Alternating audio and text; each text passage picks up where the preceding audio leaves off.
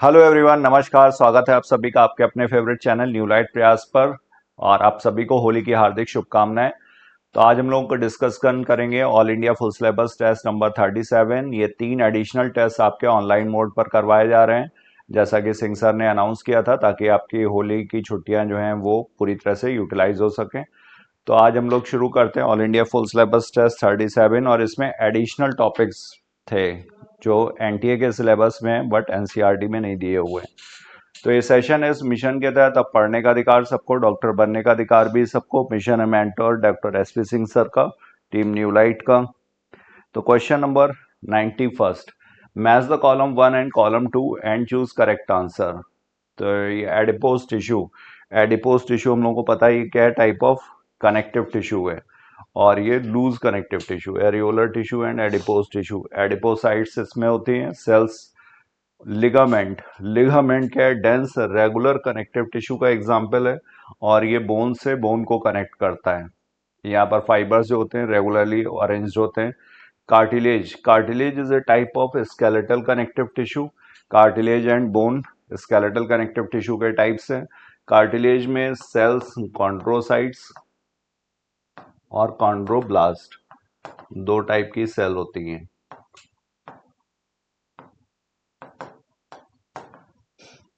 फिर blood is a fluid connective tissue. Connective tissue में वैसे 3 कंपोनेंट्स एसेंशियल हैं: फाइबर, सेल और ग्राउंड सब्सटेंस मैट्रिक्स।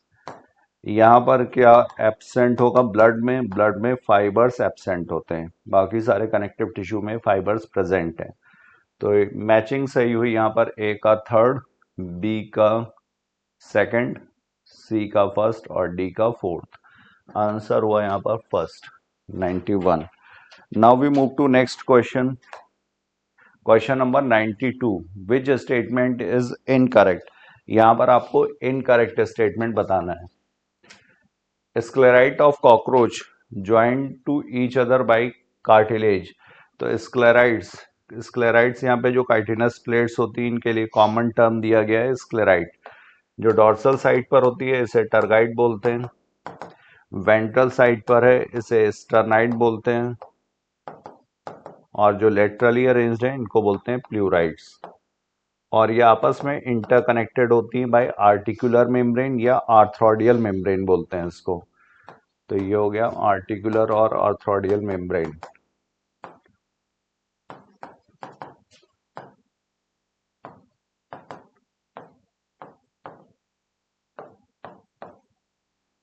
तो sclerite of cockroach joint to each other by cartilage गलत दिया हुआ है, इनकरेक्ट पूछा था। Simple epithelium divided into 3 types. तो ये सेलुलर मॉडिफिकेशन के बेसिस पर ये 3 टाइप के हैं, सही है। Squamous, cuboidal and columnar. Compound epithelium consist of 2 और मोर सेल लेयर्स, जैसे simple squamous, simple cuboidal, simple columnar. उसी तरह से अगर मल्टीपल लेयर्स हैं तो ये हो जाते हैं compound squamous compound, cuboidal compound and columnar. तो ये सही है, कंसिस्ट ऑफ 2 और मोर लेयर्स, ये भी सही था। Squamous epithelium with irregular boundaries. Squamous epithelium में जो एपिथेलियल सेल्स होती हैं, यहाँ पर बाउंड्रीज कैसी होती हैं? तो ये इरेगुलर होती हैं, और इसीलिए इसको बोलते हैं टेसिलेटेड या पेवमेंट एपिथेलियम। जैसे पेवमेंट फुटपाथ पर टाइल्स बिछी होती हैं, तो उसी तरह से ये अरेंज होती हैं। ये भी सही है, ये भी सही है, ये भी सही है। आंसर हुआ 92 का first. Now we move to next question, question number 93rd. Given below are two statement, assertion and reason, and the other is labeled as reason. तो कॉकरोच इज यूरियोटेलिक, ये गलत दिया हुआ है, यहाँ पर ये यूरिकोटेलिक है। यूरिक एसिड के फॉर्म में नाइट्रोजनस वेस्ट को रिलीज करता है। Malpighian tubules absorb nitrogenous waste product and convert them into uric acid which is excreted out through the hindgut. तो ये रीजन यहाँ पर सही दिया हुआ है। 100 to 150 येलो कलर के Malpighian tubules होते हैं, और ये प्रेजेंट होते हैं at the junction of midgut and hindgut, of midgut and hindgut. और ये हीमोलिम्फ से एब्जॉर्ब करते हैं नाइट्रोजनस वेस्ट को। तो ये यहाँ पर सही हुआ, असर्शन फॉल्स हो गया। Assertion is not correct but reason is correct. Answer will be third, 93rd। Now we move to next question, question number 94। Match list 1 with list 2। तो यहाँ पर ब्रोंक्यूल्स, ब्रोंक्यूल्स में क्या दिया हुआ है, ये एपिथेलियम पूछी गई, तो ब्रोंक्यूल्स में सीलिएटेड एपिथेलियम, और ये कैसी होती है, कॉलमनर। कॉलमनर एपिथेलियम का मॉडिफिकेशन है, सीलिया प्रेजेंट होते हैं, ये फॉरेन पार्टिकल्स वगैरह डस्ट वगैरह जो है उसको बाहर की तरफ निकालने में एक साथ सारे सीलिया बीट करेंगे, बाहर की तरफ मूव करते हैं। गॉबलेट सेल्स, गॉबलेट सेल्स ये म्यूकस सिक्रीटिंग सेल्स होती हैं और ये ग्लैंडुलर टिश्यू में प्रेजेंट होगी, ग्लैंडुलर एपिथेलियम में। और यहाँ पर ये मॉडिफिकेशन है कॉलमनर का, सिंगल सेल्ड ग्लैंड का एग्जाम्पल है, कॉलमनर सेल्स के मॉडिफिकेशन से बनते हैं ये। टेंडन्स, टेंडन्स ये होगा डेंस रेगुलर कनेक्टिव टिश्यू, और ये टेंडन्स किसको कनेक्ट करते हैं, तो ये muscle to bone. Adipose tissue ये लूज कनेक्टिव टिश्यू का टाइप है। तो ए का fourth, B is third, C is first and D is second. Answer होगा 94 का 4। Now we move to next question, question number 95। Correct the following match. Underground stem, underground stem का यहाँ पर modification जो होगा जमीकन एंड कोलोकेशिया। तो A का हो गया fourth. Stem tendrils, stem tendrils यहाँ पर जो एक्सिलरी बर्ड होती है वो टेंड्रिल्स में, टेंड्रिल्स का काम होता है सपोर्ट का। तो ये एक्सिलरी बर्ड स्टेम का मॉडिफिकेशंस यहाँ पर कुकुम्बर या पंपकिन। स्टेम थॉर्न, थॉर्न भी ये एक्सिलरी बर्ड से ही डेवलप होता है, और ये यहाँ पर सिट्रस और बोगनविलिया। फिल्लोक्लेड, फिल्लोक्लेड जो है ये स्टेम का मॉडिफिकेशन है, फ्लैट एंड स्ट्रक्चर होगा, तो इसको बोलते हैं, ये इसका एग्जाम्पल हुआ ओपेंशिया। और अगर ये सिलेंड्रिकल स्ट्रक्चर है, इस तरह से ये सिलेंड्रिकल स्ट्रक्चर अगर होगा, फिर यहाँ पर स्पाइंस वगैरह प्रेजेंट होते हैं, तो ये होता है यूफोर्बिया। तो ये यहाँ पर फिल्लोक्लेड का एग्जाम्पल हो जाएगा, डी का फर्स्ट। तो A is fourth, B is third, B is second, C is third and D is first. Answer हुआ यहाँ पर first, third. Now we move to next question, question number 96। Stem modified into flattened and fleshy structures are known as phylloid, phylloglad, tuber, all of these। तो यहाँ पर flattened and fleshy structure, तो ये flat है, flat में कौन सा भी, फिल्लोक्लेड। किस में होता है, ओपेंशिया में। यहाँ पर लीव्स मॉडिफाइड हो जाती हैं स्पाइन में, वाटर लॉस को कम करने के लिए। और फिल्लोड, फिल्लोड जो होता है ये ऑस्ट्रेलियन अकेशिया में प्रेजेंट है। लीफ में वैसे ये पिटियोल होता है, यहाँ पर लीफ, ये लीफ लैमिना जो flat and blade like structure है, इसको बोलते हैं लीफ लैमिना, और ये यहाँ पर पेटियोल। तो ये जो लीफ लैमिना है ये शॉर्ट लिव्ड होगी, ये फॉल ऑफ हो जाती है, और जो पिटियोल है ये फ्लैट एंड स्ट्रक्चर के फॉर्म में डेवलप हो जाता है। तो इसी को बोलते हैं फिल्लोड, PHYLLODE। ट्यूबर, ट्यूबर जो होगा ये पोटैटो में प्रेजेंट है, स्टेम का मॉडिफिकेशन है।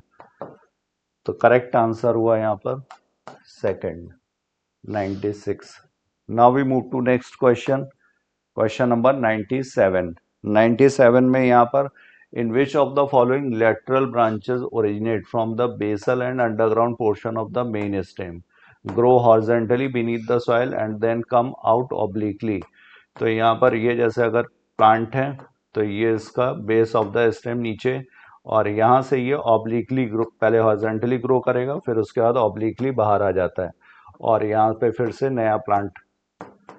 तो इस तरह का जो एग्जाम्पल है ये सकर्स में प्रेजेंट है, अंडरग्राउंड स्टेम के मॉडिफिकेशन है सकर। तो ये हो गया, किसमें है, बनाना में है, पाइनएप्पल में भी है, और क्राइजेंथेमम। तो करेक्ट आंसर होगा 97 का 4। Now question number 98. The most obvious and technically complicated feature of all living organisms is ability to sense their environment. तो consciousness complicated feature of all living organisms और ये defining feature भी है, तो ये statement सही दिया हुआ है. Consciousness is the ability to sense the environment and respond to the stimulus. जो भी change होता है environment में उसे stimulus कहते हैं, चाहे biological हो, chemical हो या physical हो. तो ये स्टेटमेंट एकदम सही है. Cellular organisation of the body is the defining feature of life form. Cellular organisation body, तो ये भी कैसा है, ये डिफाइनिंग फीचर है क्योंकि all living organism are made up of cells without any exception. Defining feature क्या है, which is present in all without any exception and not found anywhere else. तो ये सारी क्राइटेरिया फुलफिल कर रहा है, नॉट फाउंड एनीवेयर एल्स. तो ये एकदम सही है, ये भी सही है, ये भी सही, बट ये इसका करेक्ट एक्सप्लेनेशन नहीं है. ये कॉन्शियसनेस की बात हो रही है, यहाँ पे सेलुलर ऑर्गेनाइजेशन की बात हो रही है. तो both assertion and reason are true, but reason is not the correct explanation of assertion. Answer होगा यहाँ पर 98 का second. Now we move to next question. Question number 99. Find out the incorrect statements. Isolated metabolic reactions can be demonstrated in vitro, are not living things. In vitro का मतलब हुआ in laboratory condition, in artificial conditions. तो जो isolated metabolic reactions क्या होती हैं? Sum total of all chemical reactions occurring in our body. Chemical reactions occurring in our body. इसको बोलते हैं मेटाबॉलिक रिएक्शन. और आइसोलेटेड जो बॉडी के बाहर करवाई जाती हैं, इनको लिविंग थिंग्स नहीं बोलते हैं. तो ये एकदम सही है, are not living things, but इनको क्या बोला जाएगा, these are living reactions. Living reactions क्यों बोलते हैं, क्योंकि जो भी इसमें रिएक्टेंट्स हैं, those reactants are obtained from living beings. तो these are not living things but certainly living reactions. ये यहाँ पर सही दिया हुआ है. All living organism have ability to sense their surrounding, ये भी सही है. Photo period affects reproduction in seasonal and non seasonal breeders. तो ये फोटो पीरियड, लाइट का ड्यूरेशन, ये सीजनल ब्रीडर्स के लिए, प्लांट्स हों या एनिमल्स हों, दोनों में ही, प्लांट्स एंड एनिमल्स बोथ, लेकिन सीजनल ब्रीडर्स के लिए. तो यहाँ पर सी इनकरेक्ट है, ए और बी करेक्ट है. यहाँ पर आंसर क्या होगा, इनकरेक्ट पूछा गया है, answer will be second. Now we move to next question. Question number 100. Which of the following option is are incorrect. Cellular organisation is the defining feature of life forms. Already discuss cellular organisation, ये सभी में present है, all living beings में. No living organism is without cell, तो ये सही है. Consciousness is the defining property of living organism. Consciousness is the defining property, ये भी ठीक है, क्योंकि कोई भी ऐसा नहीं है जिसमें कॉन्शियसनेस ना हो. कॉन्शियसनेस क्या है, ability to sense the environment and respond to the stimulus. दो चीजें हैं यहाँ पर. तो self consciousness is the defining property of all living organism, गलत है ये. सेल्फ कॉन्शियसनेस मतलब बीइंग अवेयर ऑफ हिमसेल्फ, और ये किसमें, ये सिर्फ ह्यूमन बींग्स में. Human being is the only self consciousness, ठीक है. तो यहाँ पर ए बी डी सही था, लेकिन सी इनकरेक्ट है, only C is incorrect. With reference to pneumatophores which of the following statements are true. Pneumatophores क्या है, ये रेस्पिरेटरी रूट्स, जो मैंग्रोव वेजिटेशन होता है जहाँ पे दलदली स्थान होते हैं. तो यहाँ पर ये जो प्लांट है, इसकी जो रूट्स हैं, ये वर्टिकली अपवर्ड्स ग्रो करती हैं, निगेटिवली जियोट्रॉपिक, ग्रेविटी के अगेंस्ट मूव कर रही है, पॉजिटिव फोटोट्रॉपिज्म शो करेगी. और यहाँ पर प्रेजेंट होते हैं न्यूमेथोड्स, जो ओपनिंग्स प्रेजेंट हैं. और इनके थ्रू ये रेस्पिरेशन में हेल्प करते हैं। तो दे आर रेस्पिरेटरी रूट सही है। They contain large intercellular spaces, अंदर यहाँ पर इंटरसेलुलर स्पेसेस होंगी, ये भी ठीक है। They are characteristic of xerophytes, ये जीरोफाइट्स के कैरेक्टरिस्टिक हैं, गलत है। जीरोफाइट्स का मतलब plants which are growing in dry conditions, तो गलत हो गया। They emerge from water locked soil, ये ठीक है। तो ये हो गया यहाँ पर 1, 2 और 4। तो इनको रेस्पिरेटरी रूट्स ये प्रेजेंट होता, एग्जाम्पल है इसका राइजोफोरा प्लांट जिसमें प्रेजेंट है। मैंग्रोव वेजिटेशन का एग्जाम्पल है ये plant.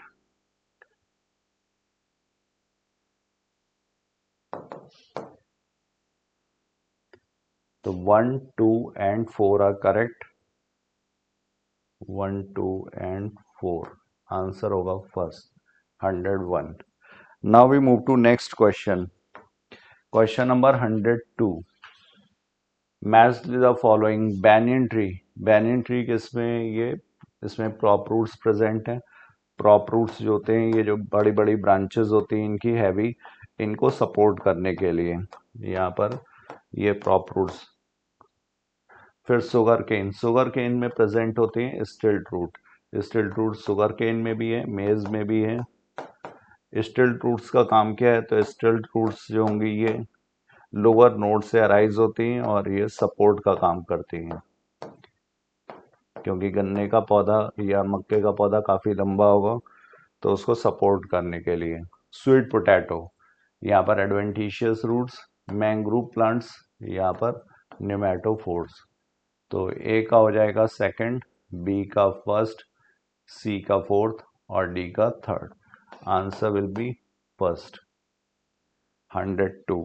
Now we move to next question, question number 103. Consider the following statements. Spines of cactus reduce transpiration. तो कैक्टस में यहाँ पर जो स्पाइंस होते हैं ये लीव्स के मॉडिफिकेशन है। लीव्स का सरफेस एरिया जो होता है वो ज़्यादा होगा, तो इसमें स्टोमेटा प्रेजेंट होंगे जिसकी वजह से वाटर लॉस ज़्यादा। तो स्पाइंस क्या करेंगे, अगर स्पाइन है सरफेस एरिया कम हो जाएगा, सरफेस एरिया कम तो वाटर लॉस भी कम, तो ये रिड्यूस वाटर लॉस के लिए अडेप्टेशन होगा, तो ये सही है। Leaf tendrils help in climbing. Leaf tendrils का एग्जांपल जैसे पी, मटर, मटर में जो लीफ होती है वो मॉडिफाइड होती है टेंड्रल्स में। स्केल लीव्स इन अनियन स्टोर फूड, अनियन में यहाँ पर ये डिस्क स्टेम का मॉडिफिकेशन, और बाकी जो है ये scale leaves fleshy storage food के लिए। Phyllodes are modified stem, phylloclade, phyllode नहीं, फिल्लोड जो है ये पिटियोल का मॉडिफिकेशन है। पिटियोल किसका पार्ट है, लीफ का। Leaf base petiole and leaf lamina ये लीफ के पार्ट हैं। तो 1, 2 and 3 ओनली, 103 का second. Now we move to next question, question number 104। Consider the following statement about ribosomes during translation. तो राइबोसोम हैज 2 सब units, ये सही है। राइबोसोम अगर प्रोकैरियोटिक है तो यहाँ पे 70S टाइप का होता है, इसमें 2 सब यूनिट्स हैं, एक है 50S और एक है 30S।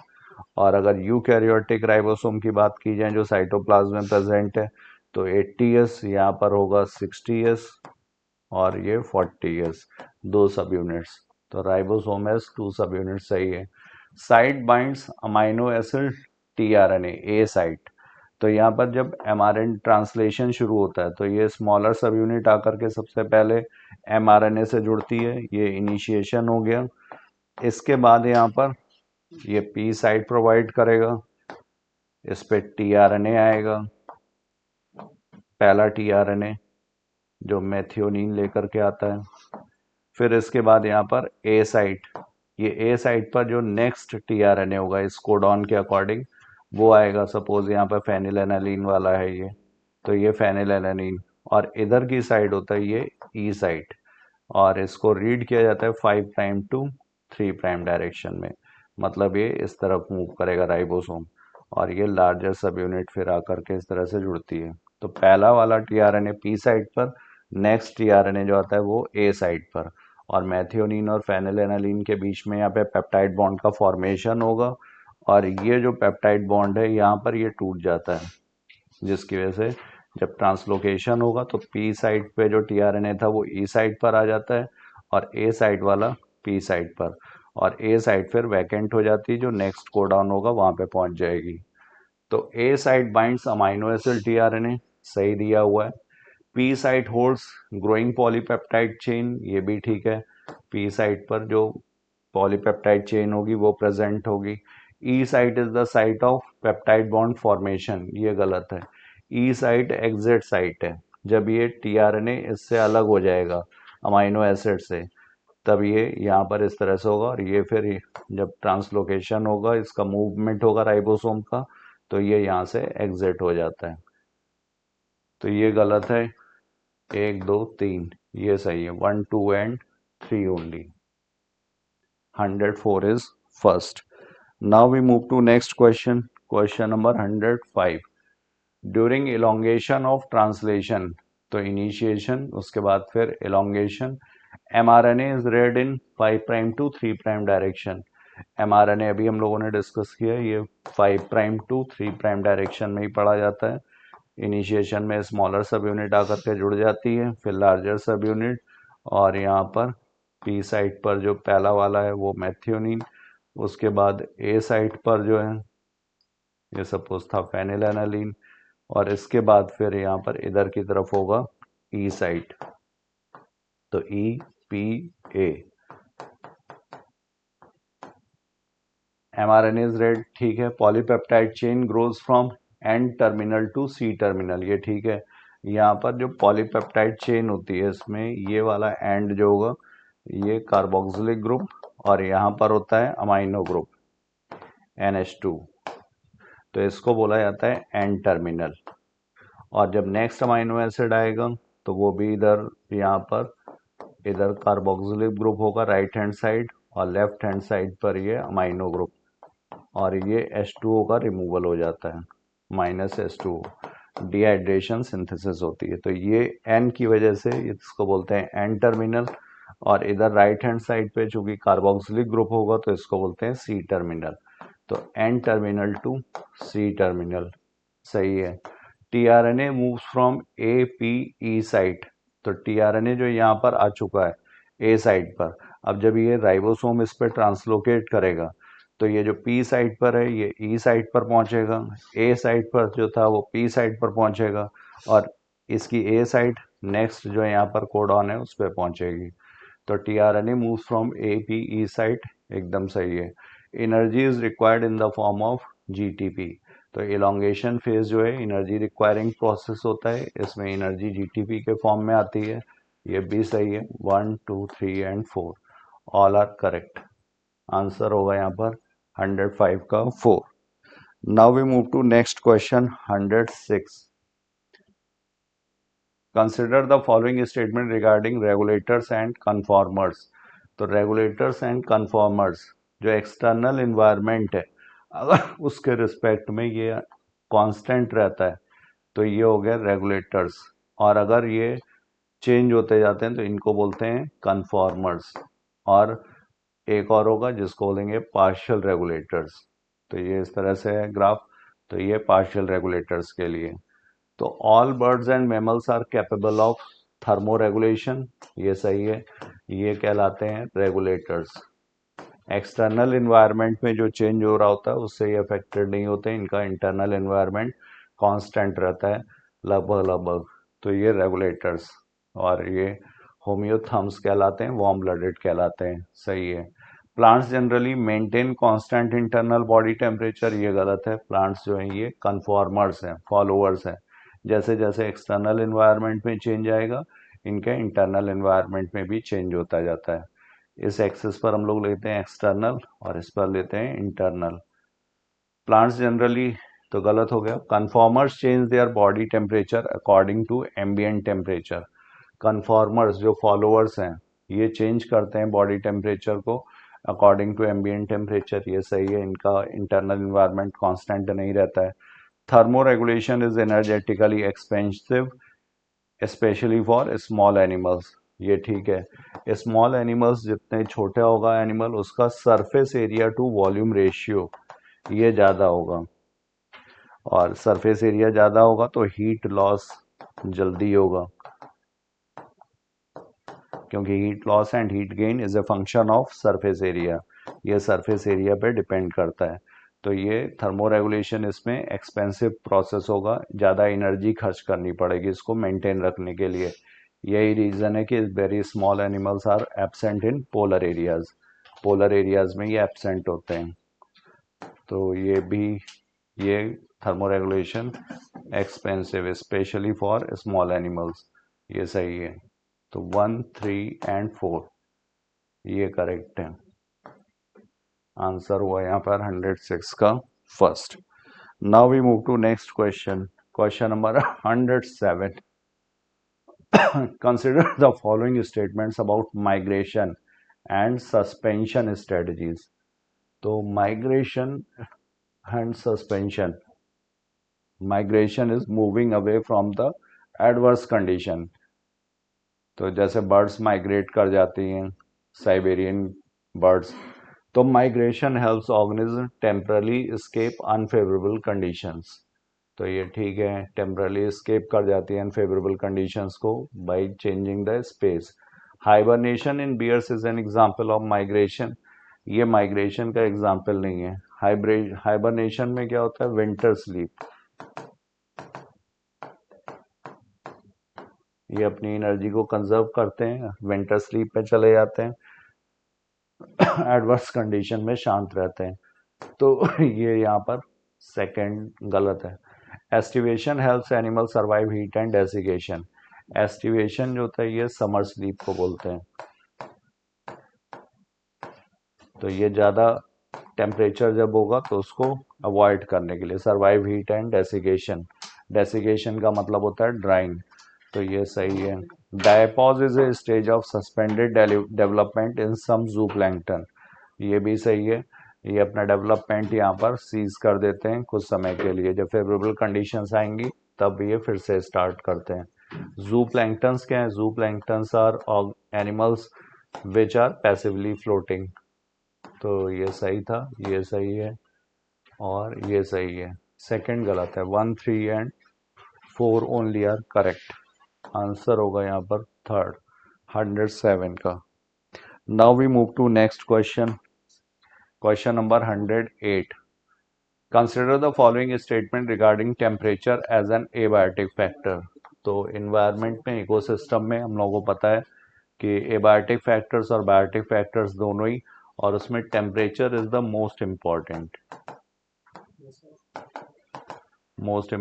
Abiotic factor. Next to temperature is water. Temperature के बाद दूसरा जो इम्पोर्टेंट एबायोटिक फैक्टर है वो है वाटर। तो average temperature decreases from equator towards pole. तो इक्वेटर से जब हम पोल्स की तरफ मूव करते हैं तो इसको बोलते हैं लैटिट्यूडनल ग्रेडियंट। यहाँ पर टेम्परेचर क्या होगा, पोल पर माइनस में होता है, तो ये डिक्रीज करेगा, सबसे ज़्यादा होगा यहाँ पर, सनरेज यहाँ पर डायरेक्ट फॉल करती हैं। तो average temperature decreases from equator towards pole, ये सही है। थर्मल स्प्रिंग्स में have temperature exceeding 100 degree centigrade. Thermal springs में यहाँ पे टेम्परेचर जो होता है 100 डिग्री सेंटीग्रेड से ज़्यादा हो सकता है, ये भी सही है। Small animals lose heat faster due to larger surface area relative to volume. Small animals lose heat faster, तो यहाँ पे सही है, surface area to volume ratio इनका ज़्यादा होगा, वॉल्यूम के रिस्पेक्ट में इनका सरफेस एरिया ज़्यादा है। सरफेस एरिया ज़्यादा मतलब हीट लॉस इसमें जल्दी होगा।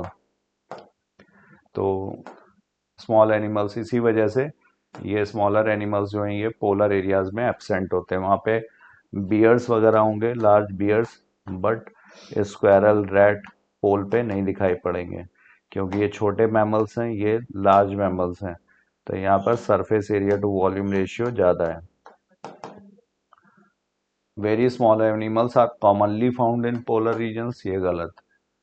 तो यहाँ पर ये सही है, ये सही है, ये सही है। 1, 2 एंड 3 ओनली। आंसर होगा इसका first, 108। Now we move to next question, question number 109। Species listed as endangered in the red data book are those that. तो यहाँ पर थ्रेटेंड स्पीसीज का ये डॉक्यूमेंटेशन है, रेड डेटा बुक, ये IUCN ये इसे पब्लिश करती है। International Union for Conservation of Nature, International Union for Conservation of nature,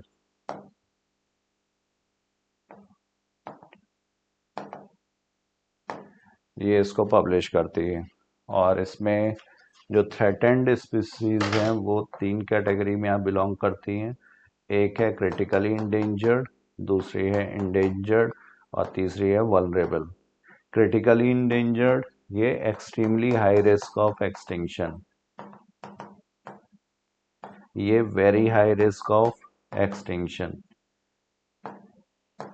और ये high risk of extinction in wild.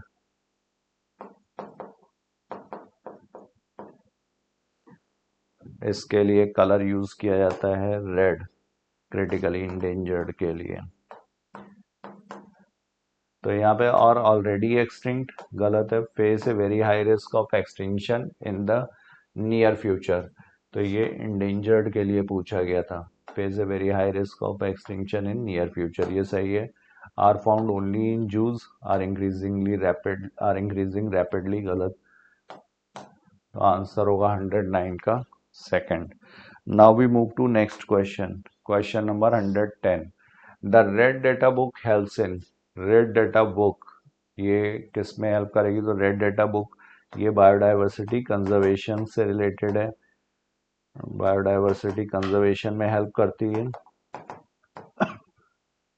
IUCN इसको प्रिपेयर करेगा।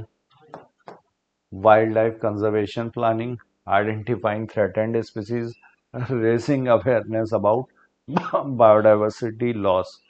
तो all of the above, wild life conservation के लिए भी है, identifying threatened species and raising awareness. तो 110 का करेक्ट आंसर होगा 4। Now we move to next 111। The given floral diagram are related with which family?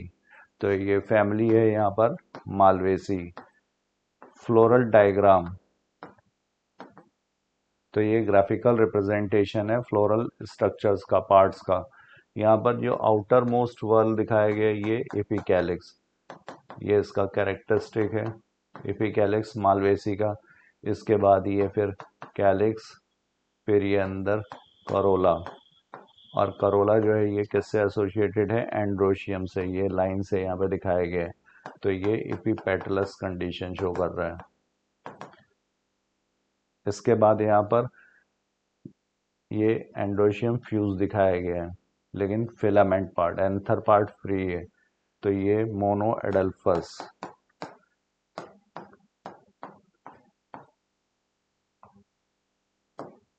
इसके बाद फिर ये एक्साइल प्रेजेंटेशन।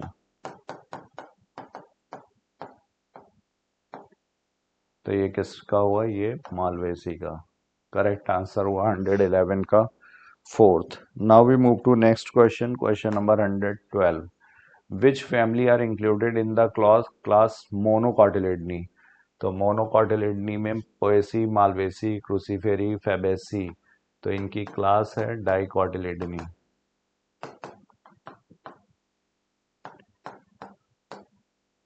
और ये है ग्रैमिनी या पोएसी, पुराना नाम है इसका ग्रैमिनी, ग्रास फैमिली।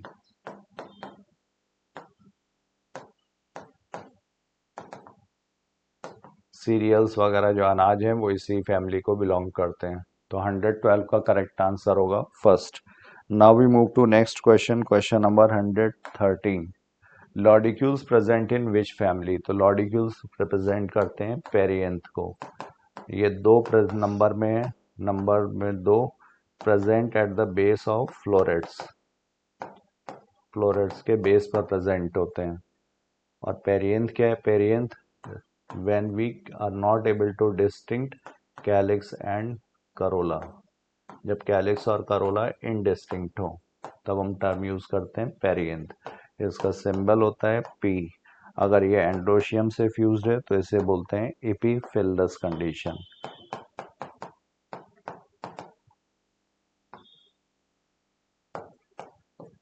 और एपीफिलस किस में है, तो ये लिलिएसी में। तो lodicules present in which family? Lodicules are present in poaceae. 113 is first. Now we move to next question, question number 114. Caryopsis fruit are present in which family? तो caryopsis में जो ग्रेन है ये actually fruit, technically speaking it is a fruit. क्यों? क्योंकि यहाँ पर जो सीड वॉल है वो फ्रूट कोट से फ्यूज्ड होती है, ओवरी वॉल जो है वो फ्यूज्ड विद सीड कोट।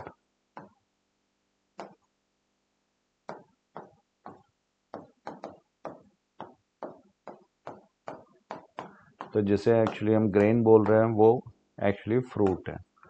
तो ये किस में है? कैरियोप्सिस, ये पोएसी में। क्रूस फैमिली के टाइप ऑफ फ्रूट्स पता होने चाहिए। क्रूसीफेरी में है सिलिकुआ, ये इसी को बोलते हैं सिलिक्यूला। सोलेनेसी, सोलेनेसी में बेरी है, यूजुअली कैप्सूल भी हो सकता है। मालवेसी में कैप्सूल। ये टाइप्स ऑफ फ्रूट है, तो इनके सिर्फ टाइप पता होना चाहिए। 114 का करेक्ट आंसर होगा first. Now we move to next question, question number 115। Select the incorrect match. Compositae, Compositae में क्या? बेसल प्रेजेंटेशन, कंपोजिटी, ठीक है। Sunflower, marigold, basal presentation. Brassicaceae, Brassicaceae मतलब क्रूसीफेरी, मस्टर्ड फैमिली भी बोलते हैं। यहाँ पर पैराइटल प्रेजेंटेशन, ये भी ठीक है। यहाँ पर ये फॉल सेप्टम प्रेजेंट होता है, रेपलम जिसको बोलते हैं। ये इनिशियली यूनिलोकुलर होती है, बाद में बाइलोकुलर हो जाती है रेपलम की वजह से। प्लेसेंटा पैराइटल है। मालवेसी, मालवेसी में एस्टिवेशन की बात हो रही, तो एस्टिवेशन यहाँ पर ट्विस्टेड है, ठीक है। Poaceae, vexillary aestivation, vexillary aestivation में स्टैंडर्ड सबसे पीछे वाला मदर एक्सेस की तरफ जो होगा स्टैंडर्ड, ये हो गए यहाँ पर विंग्स, और दो एंटीरियर मोस्ट ये जुड़े होते हैं, इनको बोलते हैं कील और कराइना। इस टाइप का जब एस्टिवेशन होता है इसको बोलते हैं वैक्सिलरी। यह इसी को बोला जाता है पेपिलियोनेशियस।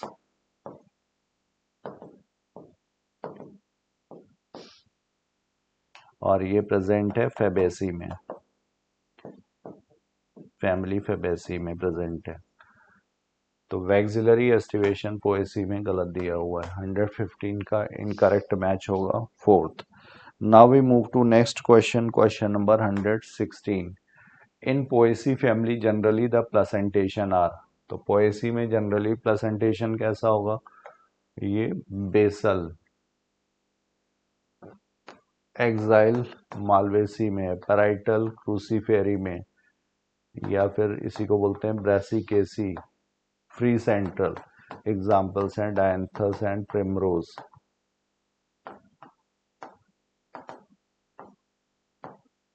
करेक्ट आंसर होगा 116 का first. Now we move to next question, question number 117। Pepos are related with which family? तो पेपस किससे रिलेटेड है? Pappus is related with, pappus है क्या? पेपस जो है ये हेरी आउटग्रोथ कैलिक्स, परसिस्टेंट कैलिक्स। और ये कैसा होता है? हेरी होता है। ये फ्रूट या सीड, फ्रूट के डिस्पर्सल में हेल्पफुल होगा, तो इसे बोलेंगे पेपस, हेयरी परसिस्टेंट कैलिक्स को बोलते हैं।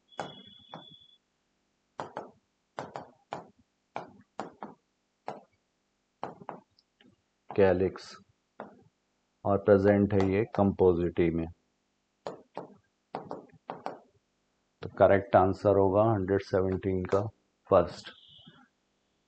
Now we move to next question, question number 118। Pappus are related with, तो ये अभी हम लोगों ने देखा था हेयरी परसिस्टेंट कैलिक्स, तो this is related with calyx. Now 119 syngenesious term is related with syngenesious, genesious का मतलब हो गया जनरेटिव पार्ट, तो ये एंड्रोशियम से रिलेटेड है। इसमें स्टमेन, स्टमेन में दो पार्ट होते हैं, एंथर और फिलामेंट। अगर स्टमेन्स के आपस में एंथर फ्यूज्ड हो तो इसको बोलते हैं सिंजेनेसियस। सिंजेनेसियस क्यों? क्योंकि ये जनरेटिव पार्ट है, दिस इज जनरेटिव पार्ट। तो syngenesious is related with androecium, gynoecium, root और कैलिक्स। आंसर होगा 119 का first. Now we move to next question, question number 120। Dorsifixed introrse are related with, dorsifixed तो जैसे ये एंथर है, filament अगर इसके बेस पर जाकर के जुड़ रहा है तो ये बेसिफिक्स्ड हो गया, और अगर इसके डॉर्सल साइड पर जाकर के फिक्स हो, यहाँ पर जाकर के फिक्स हो, तो ये इसको बोलते हैं डॉर्सीफिक्स्ड।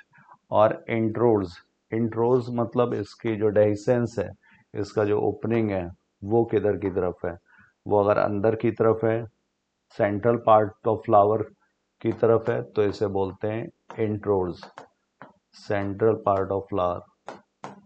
और अगर ये बाहर की तरफ, फूल के बाहर की तरफ खुल रहा हो, तो इसको बोलते हैं एक्सट्रोज। तो dorsifixed and introrse are related with, तो ये दोनों टर्म्स रिलेटेड हैं एंड्रोशियम से। 120 is first. Monoadelphous, monothecous are related with, monoadelphous तो अभी हम लोगों ने देखा था सिंजेनेसियस। तो अगर इनके फिलामेंट्स फ्यूज्ड हों और जनरेटिव पार्ट फ्री हो तो मोनोएडल्फस। मोनोएडल्फस कंडीशन होती है, ये हमें देखने को मिलेगी मालवेसी में। ये इनके जनरेटिव पार्ट, ये सब फ्यूज, फिलामेंट्स जो होंगे वो फ्यूज हैं, जनरेटिव पार्ट जो हैं वो फ्री है, और ये मोनोथीकस होते हैं, तो इसलिए इसको इस तरह से ड्रॉ किया जाता है। तो मोनोडल्फस, मोनोथीकस ये किस में है? ये दोनों कंडीशन हमें देखने को मिलती है मालवेसी में, रिलेटेड विद किससे? एंड्रोशियम से। 121 is fourth. Now we move to next question. 122. Given below are two statement, one is labeled as assertion and the other is labeled as reason. Floral formula are very important for description of family of flowering plant. तो floral formula, ये flower का description using science and symbols,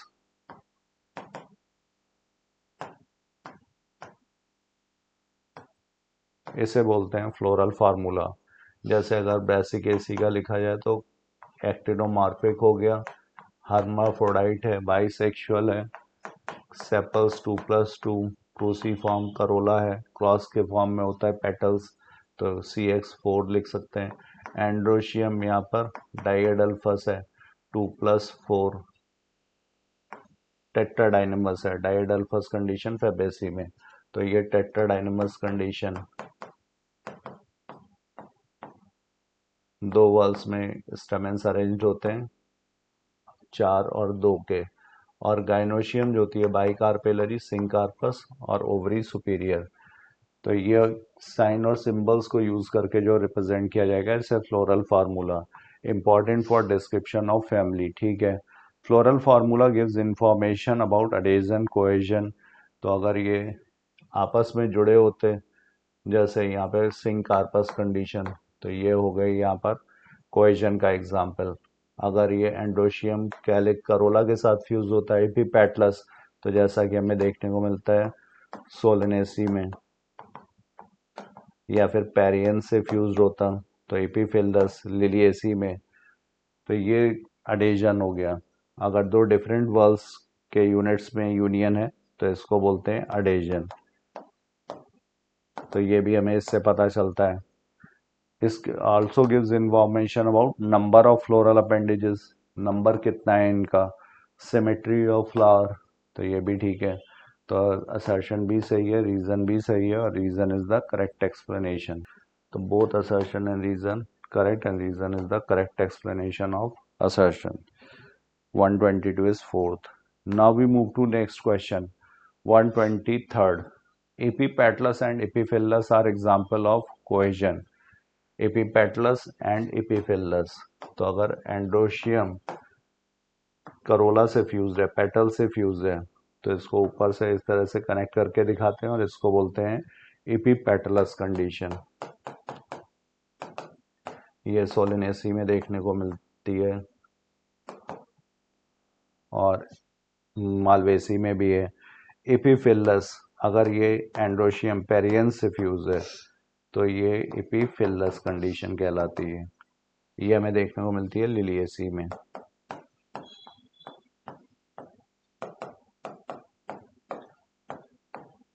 NCERT में example दिया हुआ है lily.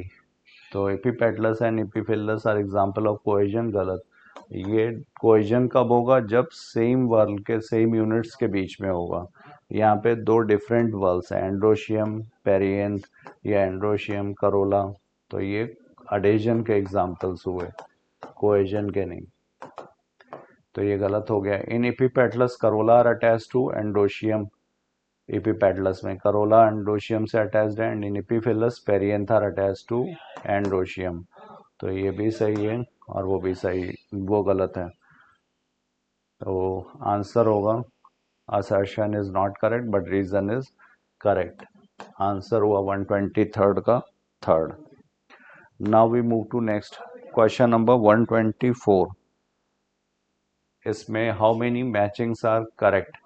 Polypetalous, poly का मतलब हो गया फ्री, पेटल्स अगर फ्री होंगे तो इसको ब्रैकेट में एनसर्कल नहीं करते नंबर को, अगर ब्रैकेट में है तो इसका मतलब गैमोपेटलस। तो ये गलत है, सिंबल का जो डिस्क्रिप्शन दिया हुआ है। इन्फीरियर ओवरी, ये सही है, ओवरी इन्फीरियर है, एपिगाइनस कंडीशन है। इसके बाद यहाँ पर एक्टिनोमॉर्फिक, तो ये भी सही है। के इज़ फॉर कैलिक्स, ये भी ठीक है। ये जाइगोमॉर्फिक का साइन है, ये भी सही है। P is for perianth not petal, P perianth के लिए यूज़ करते हैं। तो यहाँ पर बी, सी, डी और ई करेक्ट है, मतलब चार ऑप्शन सही है, B, C, D and E. Now we move to next question, question number 125. Which information gives floral diagram about family of flowering plant?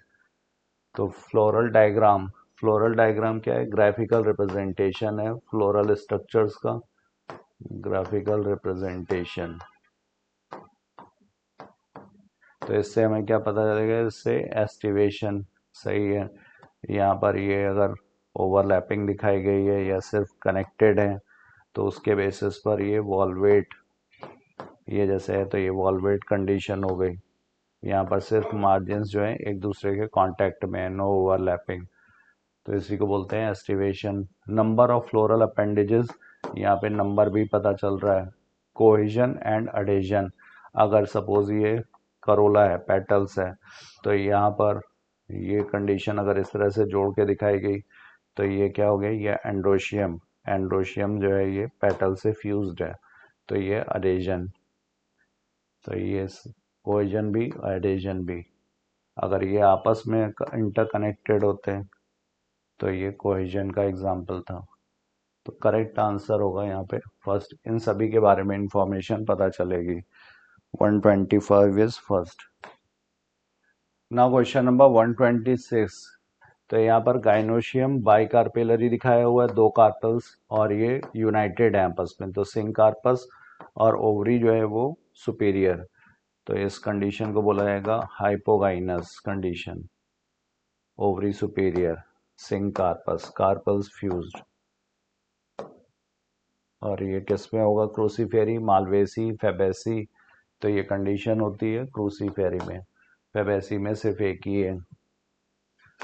Now next question 127। C A, this character are present in which family? तो and A से क्या हुआ? Androecium. सी से क्या हुआ? Corolla.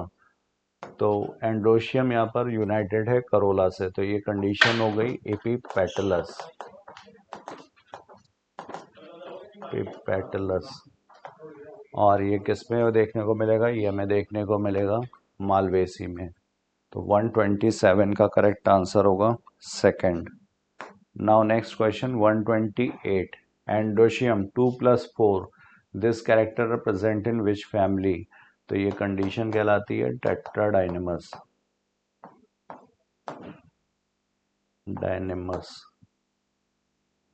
बाहर वाले जो चार हैं वो बड़े हैं, लॉन्ग सॉरी अंदर वाले चार जो हैं वो बड़े हैं, लॉन्गर, और जो बाहर वाले हैं दो वो शॉर्टर इन लेंथ है। लेंथ में ये वेरी करेंगे।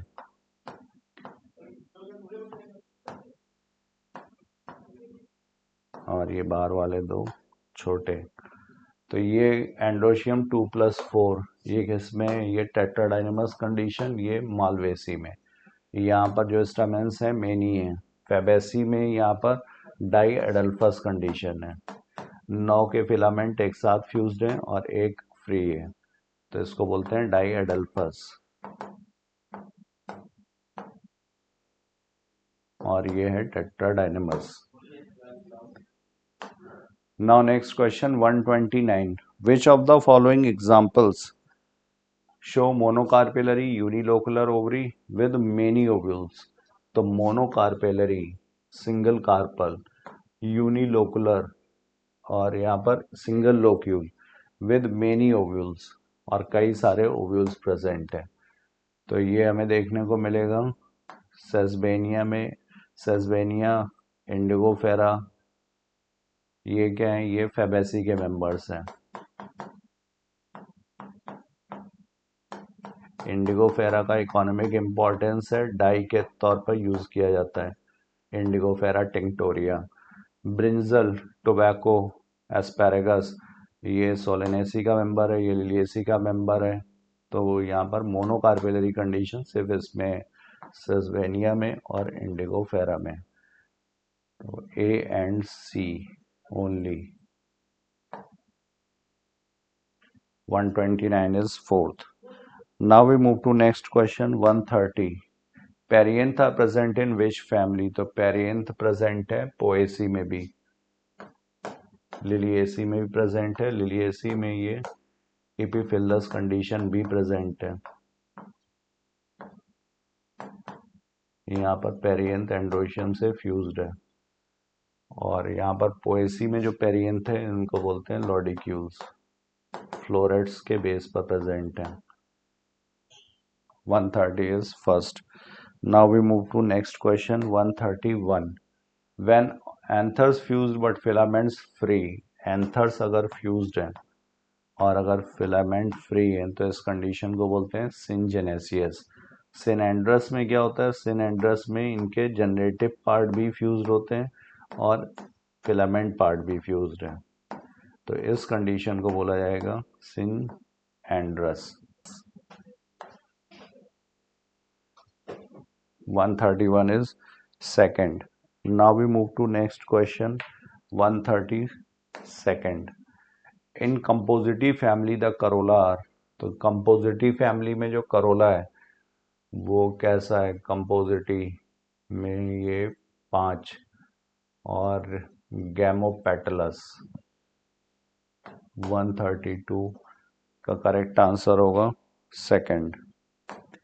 Now next which of the following is odd, imbricate, valvate, twisted. तो ये सब क्या है, ये एस्टिवेशन है, टाइप ऑफ एस्टिवेशन। इम्ब्रिकेट में ओवरलैपिंग प्रेजेंट होगी but without any particular manner, regular overlapping नहीं है। वॉल्वेट में सिर्फ मार्जिन्स एक दूसरे के कांटेक्ट में होंगे, ओवरलैपिंग नहीं होगी। ट्विस्टिंग में यहाँ पर ओवरलैपिंग प्रेजेंट है बट रेगुलर ओवरलैपिंग है। Parietal is a type of placentation. Example हैं इसके मस्टर्ड और आर्जिमोन। तो ये यहाँ पर ऑड वन लिया हुआ है। 133rd is third. Now we move to next 134. Given below are two statements. The corolla is the outermost wall of the flower and the members are called sepals. गलत है, calyx होगा outermost और usually, और यहाँ पर sepals नहीं, क्या होना चाहिए था, करोला का यूनिट पेटल है और अगर कैलेक्स की बात हो रही तो कैलेक्स का यूनिट होगा sepal. Petals are usually brightly coloured to attract insects for pollination, ये सही है। Statement 1 is incorrect but statement 2 is correct. Answer will be third, 134. Now we move to next question, 135. Select the incorrect option for cohesion. तो cohesion में incorrect हो गया ये है epipetalous condition. Cohesion जो होगा वो सेम वर्ल के यूनिट्स के बीच में होता है और ये दो डिफरेंट वर्ल्स, एंड्रोशियम अलग वर्ल है और यहाँ पे करोला अलग, तो इन दोनों के बीच में यूनियन, तो ये अडेजन का एग्जाम्पल है ना कि कोहेजन का।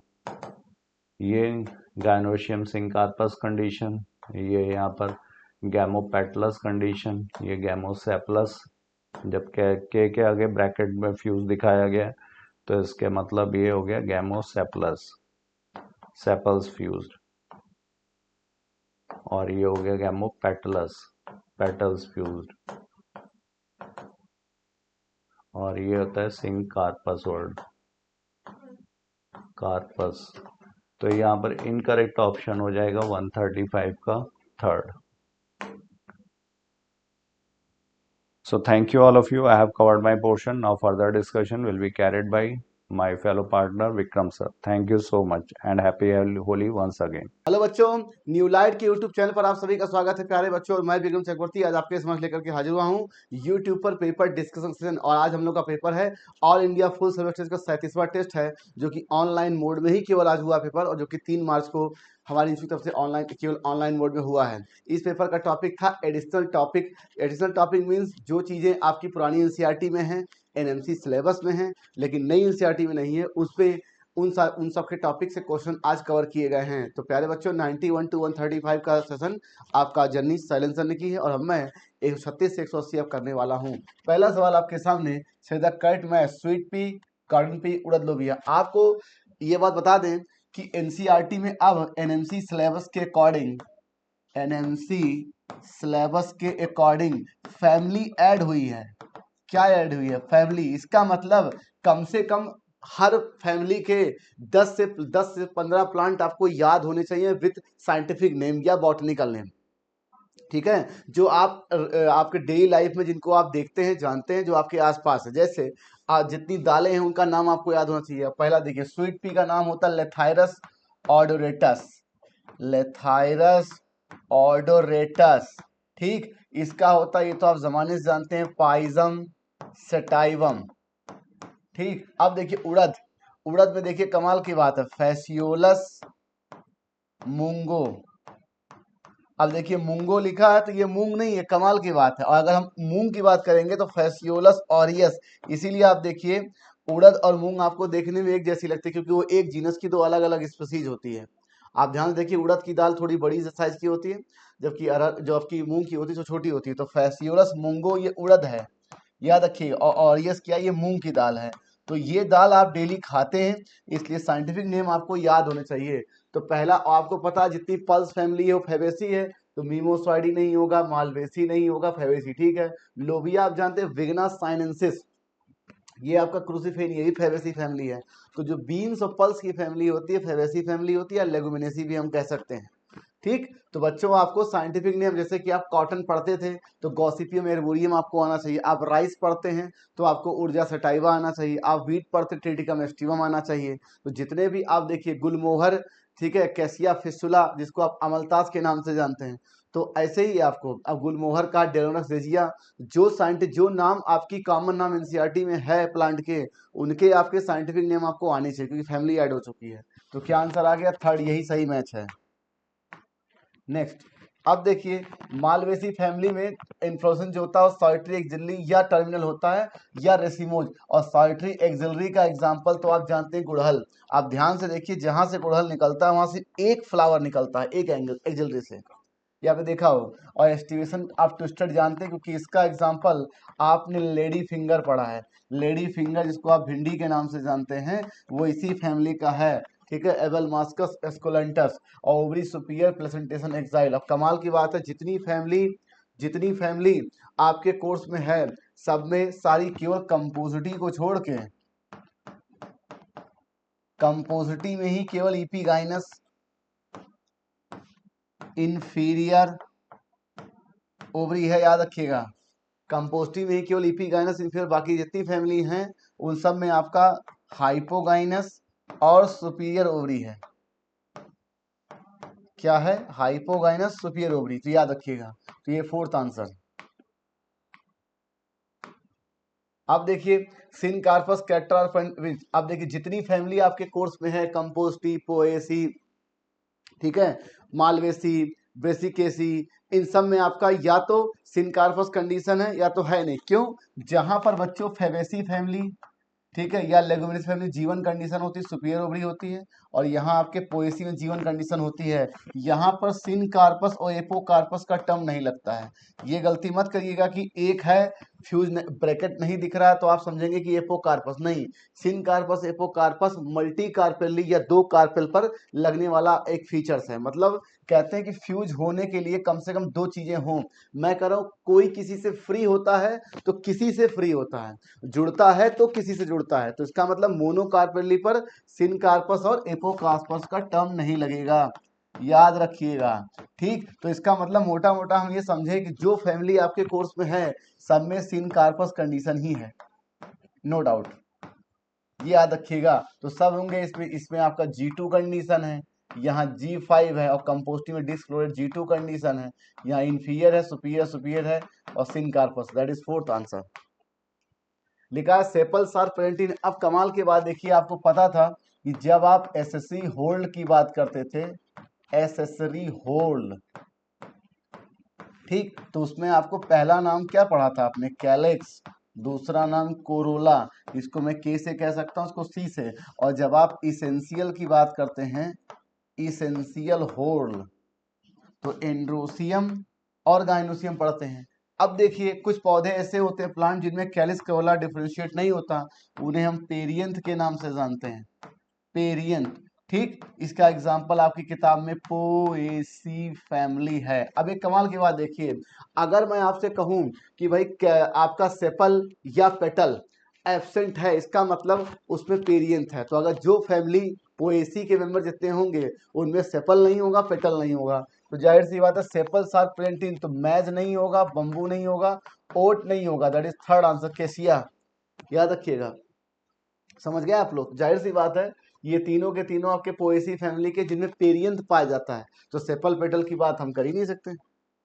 नेक्स्ट इंफीरियर ओवरी, या फिर मैंने अभी बताया कि सारी फैमिली इतनी है, सबकी सब सुपीरियर है, केवल आपका एस्टेरेसी फैमिली जो है बच्चों, एस्टेरेसी, वो आपकी इंफीरियर ओवरी का केस है, दैट इज इपीगाइनस, याद रखिएगा। तो क्या क्या? कंपोजिटी ही एस्टेरेसी, याद रखिएगा, थर्ड आंसर। नेक्स्ट, अब देखिए मैंने आपको पहले बताया है मस्टर्ड का नाम आप जमाने से हर जगह देखते हैं, चाइना रोज आप देखते हैं, इन सब के नाम साइंटिफिक नेम आपको आने चाहिए।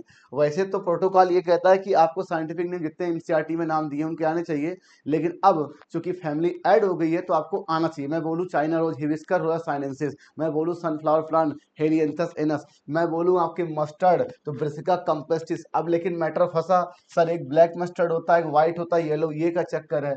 ब्रिसिका कंपेस्टेड येलो मस्टर्ड है, और ब्रिसिका निग्रा ब्लैक मस्टर्ड है, तो ये गलत हो गया। और ब्रिसिका अल्बा व्हाइट मस्टर्ड है, टर्निप होता है ब्रिसिका रापा, तो सर ये भी गलत हो गया। तो ए और डी मुझे दिख रहा है, दैट इज ये चीज है।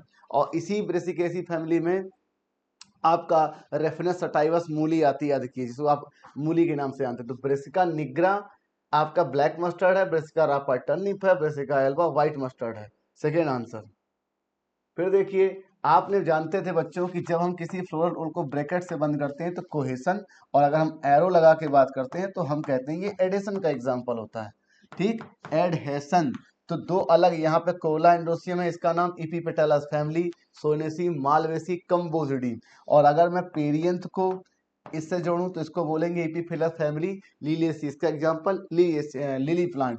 तो यहाँ पे आप देख रहे हो कोरोला को ऐसे मैंने ब्रैकेट बंद कर दिया, G2 को ऐसे बंद कर दिया, यहाँ पर सेम फ्लोरल अपेंडेज यूनाइट करते हैं, और यहाँ पर two different floral appendage, two different floral appendage unite करते हैं, याद रखिएगा। ठीक, तो मैं देख रहा हूँ टाइप ऑफ एडहेशन है, ठीक है, कोहेशन ये है नहीं। अटैचमेंट ऑफ टू डिफरेंट, ये भी ठीक है। एपिपेटलस, तो बी सी डी क्या आंसर आ गया? सेकंड, आपसे करेक्ट पूछा गया था।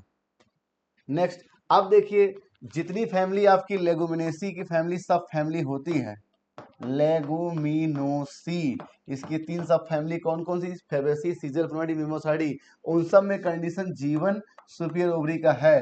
तो सर ये सब तो ठीक है, लेकिन सर आइबेरिस अमारा, जिसको आप कैंडी टफ्ट के नाम से जानते हो, कैंडी टफ्ट, ये आपका ब्रेसिकेसी का मेंबर है। ठीक, और यहाँ पे कंडीशन G2 तो है सर, लेकिन सिन कार्पस है और ये सुपियर ओवरी है, तो यही गलत है, फोर्थ आंसर।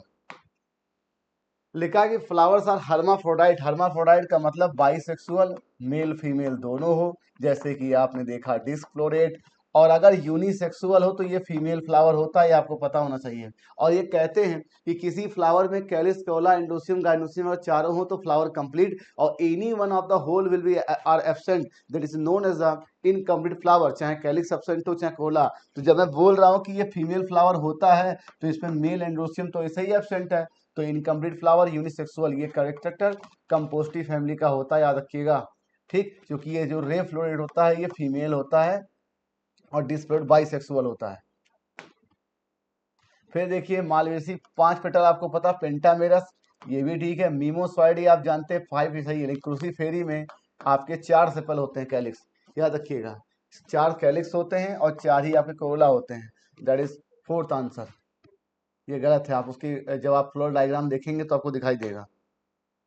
फिर लिखा पेप्रियोनेसिस कोरोला का मतलब होता है, ये रिगार्डिंग होता है वैक्सिलरी एस्टिवेशन के, वैक्सिलरी एस्टिवेशन। इसमें कहानी कुछ ऐसे बच्चों, कोरोला में 1 2 + 2 ये फ्यूज होता है, ये सबसे बड़ा स्टैंडर्ड ऐसे होता है, स्टैंडर्ड या वैक्सिलम।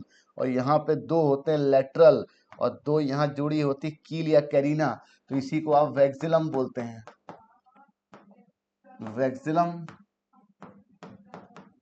Are standard. ठीक, यहाँ पे लेटरल विंग्स है, ठीक, और यहाँ पे ये है कैरिना।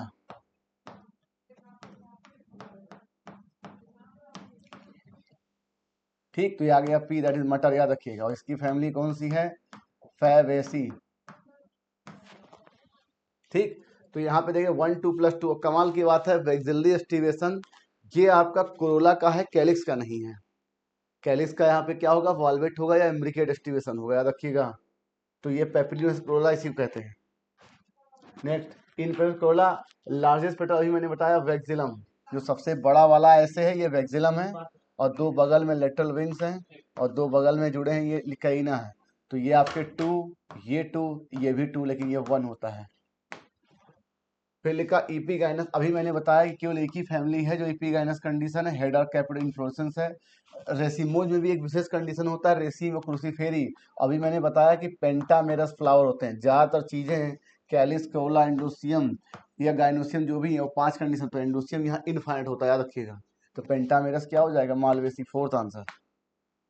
फिर लिखा which steps are use for protection of dengue chikungunya, ये तो आपको जमाने से बताया गया है कि आप दिन में ना सोएं, फुल आस्तीन के कपड़े पहने। ठीक, विंडो एट द्वार को वायर में मतलब जाली से रखें, आप देखिए ना खिड़की हो पर जाली लगी हो। ठीक, और कहते हैं कि पानी को अपने आसपास जमा ना होने दें।